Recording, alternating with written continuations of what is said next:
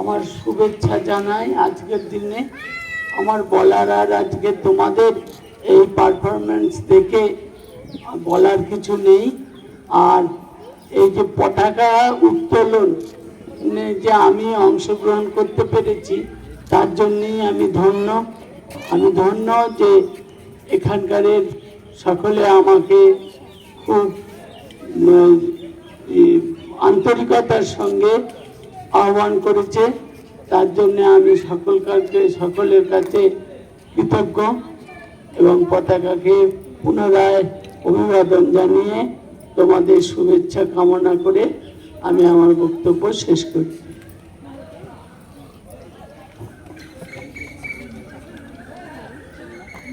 প্রথমেই জাতীয় পতাকাকে আমার অভিবাদন জানাই, তারপর শুভেচ্ছা জানাই এখানকার অধ্যক্ষ মহাশয়কে এখানে আমাকে আহ্বান করে আনার জন্য। আরও শুভেচ্ছা জানাই আমার প্রাক্তন সমস্ত কলিগ বা বর্তমান যে সমস্ত প্রফেসর আছেন তাদের, মেয়েদেরও জানাই শুভেচ্ছা এবং অভিনন্দন হচ্ছে এত সুন্দর মার্চ পাস্ট করার জন্য।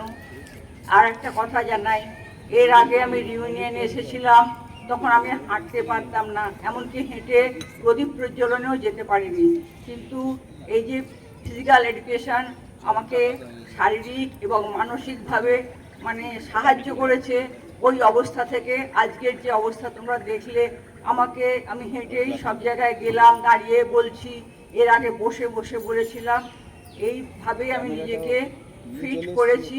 রেগুলার আমি ফিজিক্যাল ফিটনেস করি। তোমাদের কাছে একটাই অনুরোধ, তোমরা এখানে তো করতেই হবে, তোমাদের করতে বাধ্য, কিন্তু তোমরা যখন এখান থেকে ফিরে যাবে তখন বাড়িতে গিয়ে বসে থাকবে না। চেহারাটা এমনই রাখবে যেন দেখে তোমাদের মনে হয় যে তোমরা ফিজিক্যাল এডুকেশনের লোক।